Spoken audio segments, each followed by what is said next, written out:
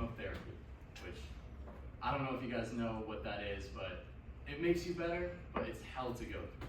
It's a lot. Hair loss, a whole bunch of awful things. So, through that intensive treatment, she became cancer-free until 2015 when it recurred, this time in her liver. When it came back in 2015, we saw multiple doctors. Each one said you would only have 1 year to live. Now, she managed to live almost like 3.5 years. So what we're going to discover today is what allowed her, 1, to live an amazing life with cancer, but 2, what allowed her to beat every single prediction about her lifespan. What allowed her to beat the odds? So, when we're talking about what allowed her to do this, a big part of it is her positive mindset and lifestyle. Now, as I'm going through these, use these as guidelines on how you guys can become more positive yourselves. Because these are general steps that she read about and implemented into her life perfectly. Because she was the most positive person I've ever met in my life. So, point 1 here, she always had an infectious smile on her face. When I was making this presentation and I was looking for pictures, I couldn't find a picture where she didn't have a smile on her face. I was searching for it. I got very invested in it, but I couldn't find one. She was always smiling. And smiles, when you smile, even if you're not feeling happy, if you're feeling sad, even forcing it, you're immediately gonna feel better. And something about smiling, it's infectious, it's contagious. So when you smile, it's gonna make someone else smile. And then that person's gonna smile. They're gonna make someone else smile. All it takes is one smile, and then you can make countless other people smile. Just a simple effort, but it really has a profound impact. Next one is repeated mantras. Funny story about this. I would wake up Monday morning, 7 a.m. for school. I don't want to be there, right? I don't want to wake up, try and hit snooze. Hear a knock on my door. My mom would come up and say, today's going to be a great day. That's not what I want to hear at 7 a.m. You know, I want to hear, go back to bed, right? So, mantras. To be able to say that, even when it's a Monday morning at 7 a.m., just saying that can really change your life.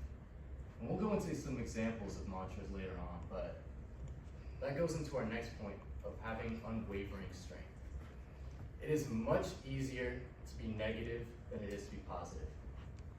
Being positive takes strength, right? Going back to that example, 7 a.m.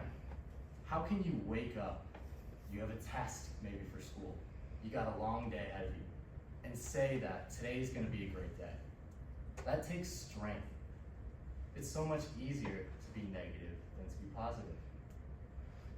And there's a misconception when it comes to positivity.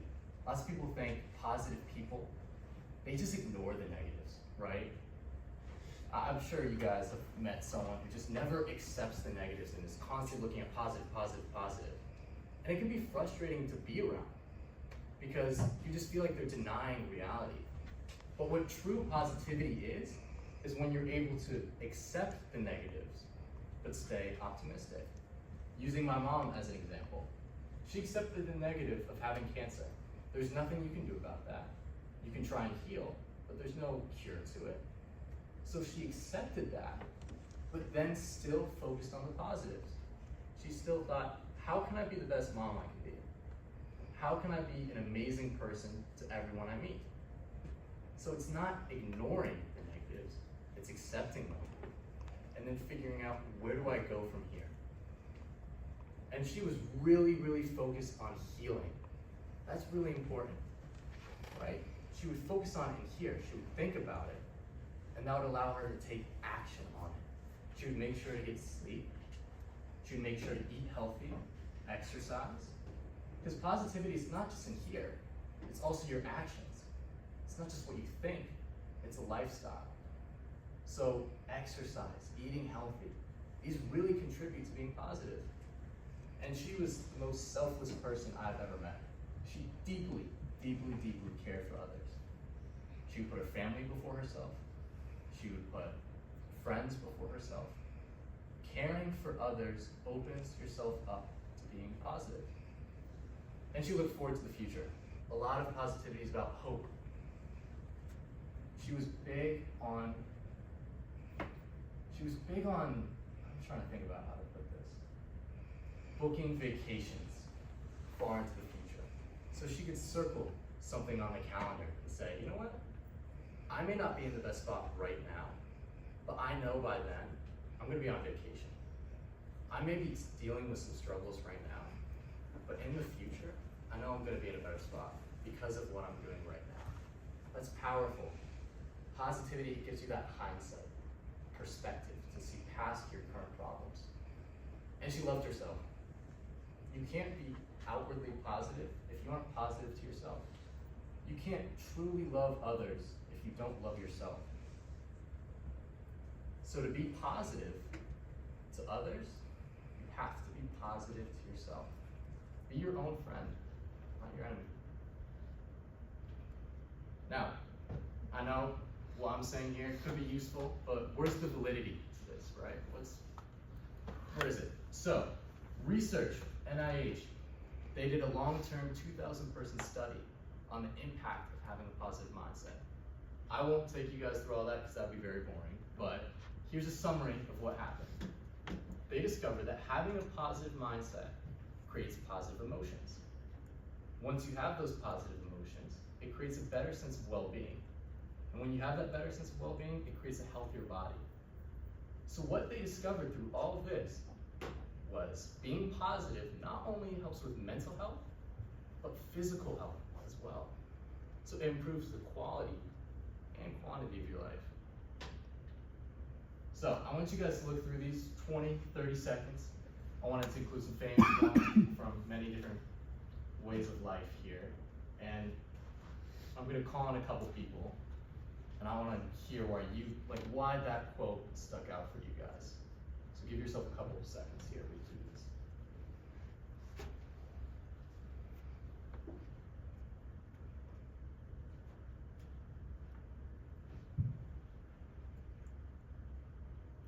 All right, who wants to share? Just thinking positively, you're already gonna become more positive. The Michael Phelps one really stuck out to me. I remember reading about how he went through a dark time coming out of COVID, but because he had had that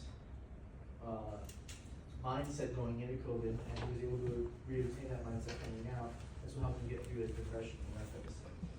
Countless, right?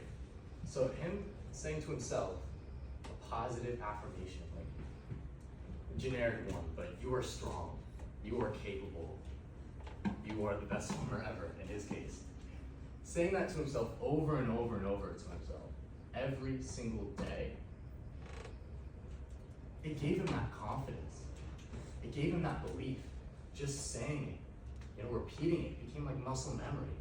What he said, eventually he would say that he's confident, and then he would say that over and over and over again, so he would become confident. That's a good one. I like that one. We'll move on for the sake of time, so skip one. All right, I'm gonna put you guys through a little exercise here. So I want you to get with 2 or 3 people sitting next to you. You guys definitely introduce yourselves. I know it's the first day here, get to know them.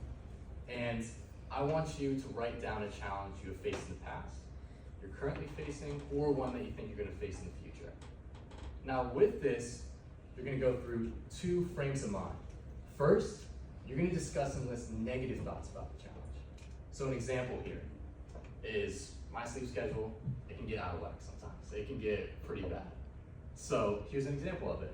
I keep going to bed too late, so there's no point in trying to fix it, right? That's a negative, it lacks hope. You're just giving up at that point. So really try and get yourself in a negative mindset. Like what would a negative Nelly think about this challenge? And then flip the switch. Go back to that same challenge and now do it with a positive thought. So with this same example here, it will take time, but through patience and persistence, I will improve my sleep schedule. So when you do that, I really want you guys to feel the difference between how you felt, both up here but also throughout your body, right? What was the impact of that? Why did you feel different? And then what space of mind did you get into when you were negative and then when you were positive? Really pay attention to that as you're doing it. So break up into groups. If you need my help organizing this, just let me know. Counselors, if you guys need help, go for it. But and full statements that are positive. Some key words are like, I will, I can, I know. Because listen to the difference of this. Like you raise your hand in class and you say, I think that it answers 10. Or if you say, I know the answer is 10. It's a big difference there.